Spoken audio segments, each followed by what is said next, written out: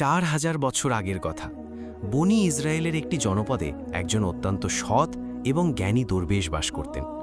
ছোটবেলা থেকে তার একজনই বন্ধু ছিল, যে জন্ম থেকেই বোবা এবং এক পায়ে অক্ষম। অনেক দিন ধরে তাদের দেখা হয়নি। একদিন দরবেশের খুব ইচ্ছে হলো তিনি বন্ধুর সঙ্গে দেখা করতে যাবেন। পরের দিন তিনি পায়ে হেঁটে বন্ধুর গ্রামের দিকে যাত্রা করলেন। গ্রামটি ছিল অনেক দূরে এবং মাঝে অনেক ছোট ছোট গ্রামও পড়ছিল। দরবেশ আপন মনে হেঁটে চলেছেন।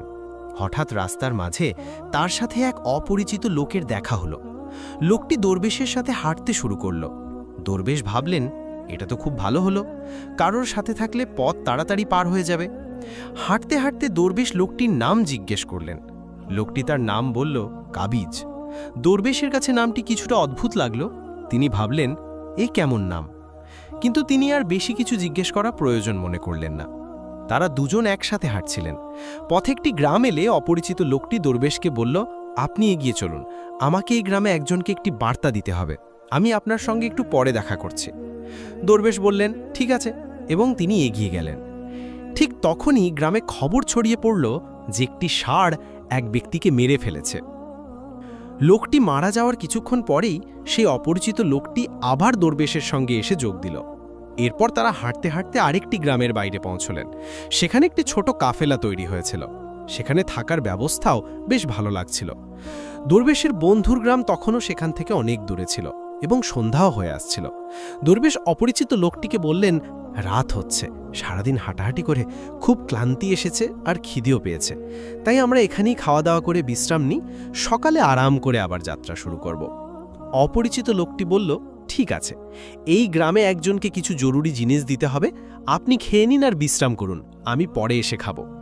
এই বলে সে সেখান থেকে চলে গেল। তার যাওয়ার কিছুক্ষণ পর ওই গ্রামে ধোঁয়া উঠতে দেখা গেল এবং দেখতে দেখতে পুরো গ্রামটিতে আগুন লেগে গেল। দরবেশ অবাক হয়ে ভাবলেন যে এই লোকটি যেখানেই যায় সেখানেই কোনো না কোনো ধরনের ক্ষতি হয়, নিশ্চয়ই কোনো গলমাল আছে। কিন্তু দরবেশ রাতে অপরিচিত লোকটির কাছে এ বিষয়ে কোনো কথা বললেন না। সকালে তারা দুজনেই আবার তাদের গন্তব্যের দিকে চলতে লাগলেন। কিছুটা দূরে গিয়ে আরও একটি গ্রাম এলো। অপরিচিত লোকটি আবার দরবেশকে বলল, আপনি এগিয়ে চলুন, এই গ্রামেও আমার কিছু জরুরি কাজ আছে, কাজ শেষ করে আমি আপনার সাথে দেখা করব। এই বলে অপরিচিত লোকটি চলে যেতে লাগলো। কিন্তু এবার দরবেশ এগিয়ে না গিয়ে সেখানেই দাঁড়িয়ে সেই অপরিচিত লোকটিকে দেখতে লাগলেন যে সে কোথায় যায় এবং কি করে। তখনই মানুষের চিৎকার শোনা গেল যে একটি ষাঁড় এক ব্যক্তিকে কামড়েছে এবং সে মারা গেছে। ঠিক সেই সময় অপরিচিত লোকটি আবার দরবেশের সঙ্গে এসে যোগ দিল। সামলাতে পারলেন না এবং লোকটিকে জিজ্ঞেস করলেন, আপনি যেখানেই যান সেখানেই কোনো না কোনো ধরনের ক্ষতি হয়, আপনি কি আমাকে বলতে পারেন কেন এমনটা হয়? সে জবাব দিল, দরবেশজি, আমি আপনাকে একজন খুব বড় জ্ঞানী ব্যক্তি ভেবেছিলাম, তাই আমি আপনার সঙ্গে হাঁটছিলাম, কারণ জ্ঞানী মানুষের সঙ্গ খুব ভালো হয়। কিন্তু আপনি এখনো বুঝতে পারেননি আমি কে?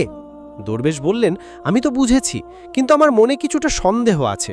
যদি আপনি নিজে আপনার সম্পর্কে বলেন তাহলে আমার জন্য সহজ হবে। অপরিচিত লোকটি জবাব দিল, আমি মৃত্যুর ফেরেশতা এবং আল্লাহর আদেশে আমি সেই সব মানুষের প্রাণ নিই যাদের আয়ু শেষ হয়ে গেছে। দরবেশের মনে আগে থেকেই সন্দেহ ছিল, তবুও মৃত্যুর ফেরেশতার মুখ থেকে এই কথা শুনে তিনি ভয় পেয়ে গেলেন। তবুও সাহস করে জিজ্ঞেস করলেন, যদি সত্যি আপনি মৃত্যুর ফেরেশতা হন তাহলে বলুন, পরের মৃত্যু কার?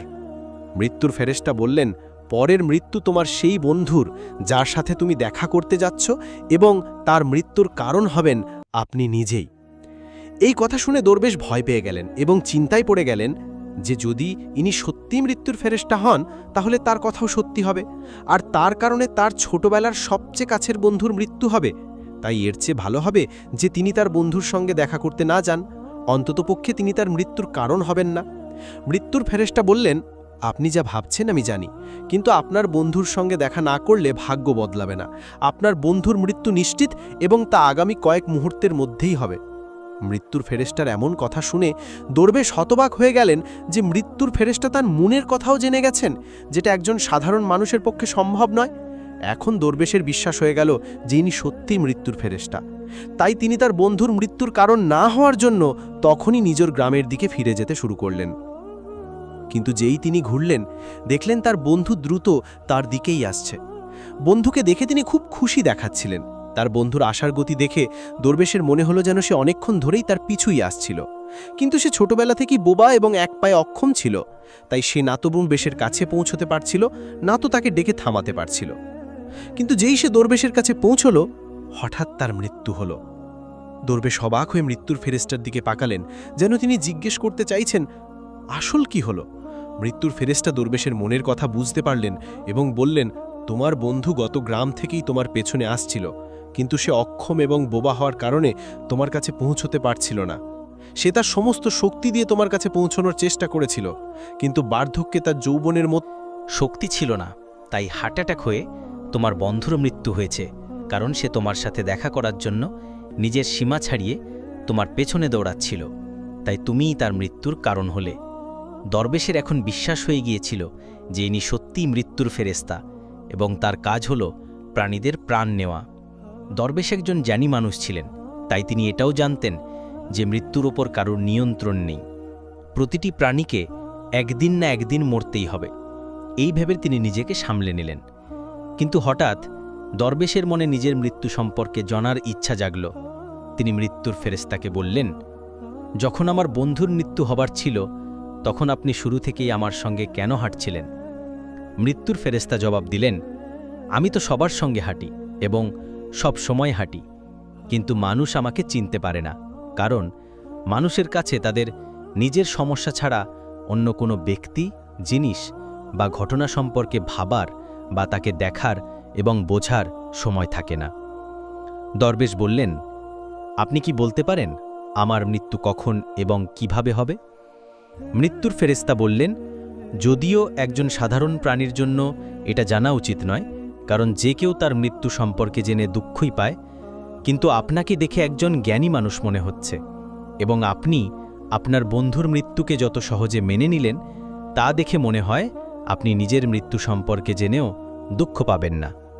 তাহলে শুনুন, আপনার মৃত্যু আজ থেকে ঠিক 6 মাস পর আজকের দিনেই অন্য কোনো দেশে ফাঁসিতে হবে, এবং সবচেয়ে অবাক করার মতো বিষয় হবে যে আপনি হাসি মুখে ফাঁসি মেনে নেবেন।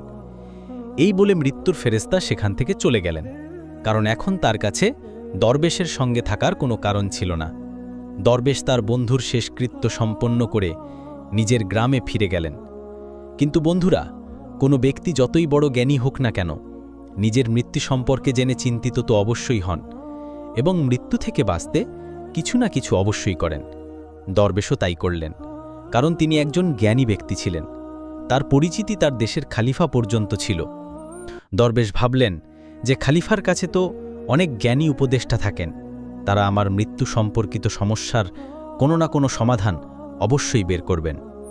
এই ভেবে দরবেশ রাজ দরবারে গিয়ে হাজির হলেন এবং খালিফাকে তার পুরো গল্প শোনালেন। খালিফা তার উপদেষ্টাদের এই কথাটি জানালেন এবং তাদের পরামর্শ চাইলেন। সবাই মিলে অনেক ভাবনা চিন্তা করে বললেন যে যদি দরবেশের কথা সত্যি হয় তবে তার মৃত্যুও 6 মাস পরেই হবে, কিন্তু মৃত্যু তখনই হবে যখন তিনি অন্য দেশে যাবেন। যদি তিনি অন্য দেশে না যান তবে মৃত্যু হবে না। উপদেষ্টাদের এই পরামর্শ খালিফারও ভালো লাগল। তিনি দরবেশের থাকার ব্যবস্থা মহলেই করে দিলেন এবং খালিফার আদেশ ছাড়া কেউ দরবেশের সঙ্গে দেখা করতে পারত না।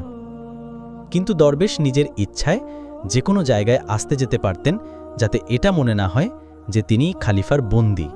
কিন্তু দরবেশ ভয়ে নিজেই কোথাও আসতে যেতেন না। সময় কেটে গেল এবং দরবেশের মৃত্যুর সময় ঘনিয়ে এলো।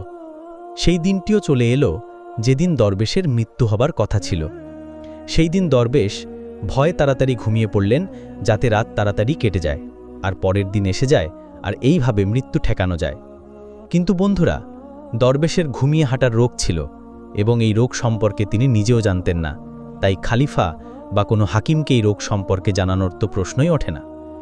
দরবেশ তার মৃত্যু নিয়ে খুব চিন্তিত ছিলেন এবং ঘুমিয়ে হাঁটার রোগ তখনই আসে যখন ঘুম ঠিকমতো না হয়। রাতে দরবেশের ঘুমিয়ে হাঁটার রোগ শুরু হলো। তিনি উঠলেন এবং মহল থেকে বেরিয়ে ঘোড়ার আস্তাবলে পৌঁছলেন। দরবেশ খালিফার একজন বিশেষ অতিথি ছিলেন, তাই কোনো চৌকিদার তাকে থামালো না এবং কোনো জিজ্ঞাসাবাদও করল না। ঘোড়ার আস্তাবলে পৌঁছে তিনি সবচেয়ে দ্রুতগামী ঘোড়ার উপর চড়লেন এবং ঘুমন্ত অবস্থাতেই নিজের দেশের সীমানা পেরিয়ে প্রতিবেশী দেশে চলে গেলেন।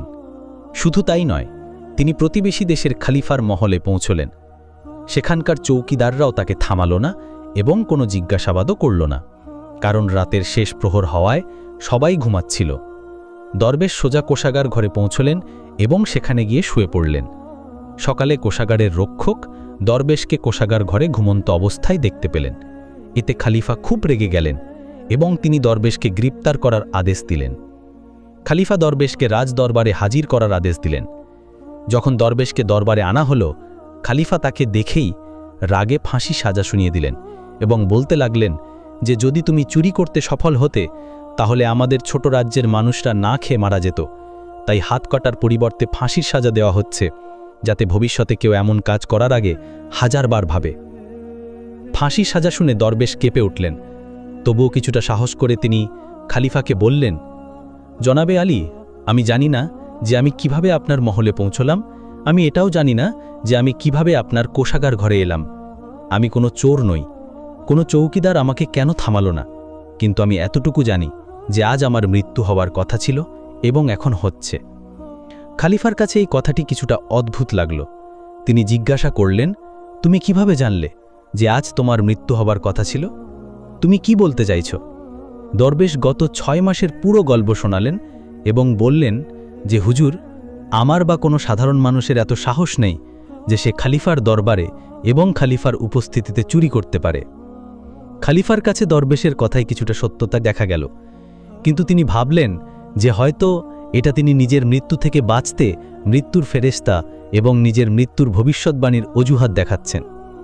খলিফা বললেন যে যদি তোমার এই কথা সত্যি হয় এবং আজ তোমার মৃত্যুর দিন হয় যেমনটা মৃত্যুর ফেরেশতা বলেছিল, তাহলে আমি তোমার মৃত্যুর কারণ হব না, কিন্তু যদি এই কথা মিথ্যে হয় তাহলে আজ অবশ্যই তোমার মৃত্যুর দিন হবে।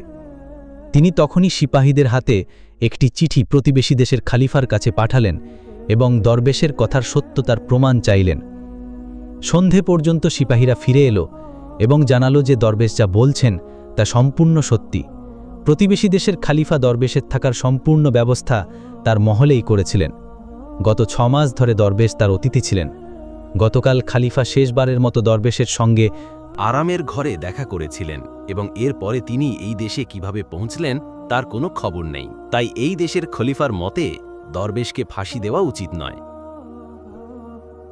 এখন খলিফার সামনে একটি নতুন সমস্যা সৃষ্টি হল। তিনি কোনো তদন্ত ছাড়াই দরবেশকে ফাঁসির সাজা শুনিয়ে দিয়েছিলেন। যদি দরবেশকে ফাঁসি না দেওয়া হয় তাহলে খলিফার কথার অপমান হয়, এবং যদি সাজা কার্যকর করা হয় তাহলে দরবেশের নির্দোষ মৃত্যু হবে। খলিফা তার উপদেষ্টাদের কাছে এই বিষয়ে পরামর্শ চাইলেন। উপদেষ্টারা বললেন, হুজুর, দরবেশকে কাঁচা সুতো দিয়ে ফাঁসি দিন। এইভাবে আপনার দেওয়া আদেশের সম্মানও রক্ষা হবে এবং কাঁচা সুতো দরবেশকে ফাঁসি দেবে না, তার জীবন বেঁচে যাবে। খলিফার এই পরামর্শটি ভালো লাগল। তিনি আদেশ দিলেন যে দরবেশের জন্য কাঁচা সুতোর ফাঁস তৈরি করা হোক। দরবেশকে ফাঁসি দেওয়ার প্রস্তুতি শুরু হল। সবাই খুশি হয়ে দেখছিলেন যে না তো দরবেশ মরবেন আর না তো খলিফার প্রতিশ্রুতি মিথ্যা হবে।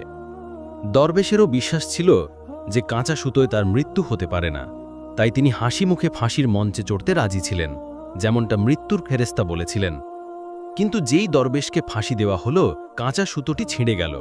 কিন্তু ছিঁড়ে যাওয়ার আগে সে তার কাজ করে দিয়েছিল। দরবেশের গলার হগ কাঁচা সুতোয় কেটে গিয়েছিল। দরবেশ মাটিতে পড়লেন এবং ছটপট করতে লাগলেন। প্রতিটি শ্বাসের সাথে তার গলা থেকে রক্তের ফোয়ারা বের হচ্ছিল। দেখতে দেখতে দরবেশের শরীর পুরোপুরি নিশ্চল হয়ে গেল।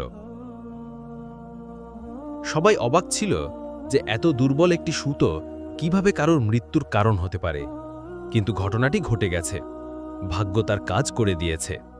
যা হওয়ার থাকে তা হয়েই থাকে। বন্ধুরা, এই গল্প থেকে আমরা এই শিক্ষা পাই যে আমরা যতই সতর্কতা অবলম্বন করি না কেন, যতই চেষ্টা করি না কেন, আমরা কখনো কোনো অবস্থাতেই ভাগ্যের লেখাকে মুছে দিতে পারি না। প্রতিটি ঘটনা এবং তার পুরো ধারাবাহিকতা আগে থেকেই নির্ধারিত থাকে। আমরা তাকে একটু এদিক ওদিক করতে পারি না। এই কারণেই ঈশ্বর আমাদের ভবিষ্যৎ জানার শক্তি দেননি, যাতে আমরা আমাদের জীবনকে আরও ভালোভাবে যাপন করতে পারি। এই কথাটি দরবেশের ক্ষেত্রেও সত্যি হয়। যদি দরবেশ মৃত্যুর ফেরেশতার কাছে নিজের মৃত্যুর সম্পর্কে না জিজ্ঞেস করতেন, তাহলে তিনি 6 মাস পর্যন্ত খলিফার মহলে ভয়ে ভয়ে বাঁচার পরিবর্তে আরও ভালোভাবে জীবন কাটাতে পারতেন। শুধুমাত্র একটি জিনিস ভাগ্যকে বদলানোর শক্তি রাখে, আর তা হলো দোয়া। বলা হয় যে দোয়া যদি আন্তরিকতা এবং সত্যিকারের মন থেকে চাওয়া হয়, তবে ঈশ্বর ভাগ্যকেও বদলাতে পারেন। তাই আমাদের উচিত আল্লাহর কাছে সবসময় ভালো ভাগ্য এবং ভালো ভবিষ্যতের জন্য দোয়া করা। এই গল্পটি অনেক পুরনো এবং আমরা এটিকে আমাদের নিজের ভাষায় অনুবাদ করেছি। এই গল্পটি সেই সময়ের যখন মানুষ মৃত্যুর ফেরেশতাকে দেখতে পারত। এখন এই গল্পের মধ্যে কতটা সত্যতা আছে তা শুধু ঈশ্বরই জানেন। আপনার এই গল্পটি কেমন লাগলো এ সম্পর্কে আপনার মূল্যবান মতামত কমেন্ট বক্সে অবশ্যই জানাবেন। যদি গল্পটি ভালো লেগে থাকে তাহলে চ্যানেলটি অবশ্যই সাবস্ক্রাইব করবেন, ভিডিওটি লাইক করবেন এবং শেয়ার করবেন। দেখা হবে আরেকটি নতুন এবং দারুণ ভিডিওর সাথে। ততক্ষণ পর্যন্ত খোদা হাফেজ।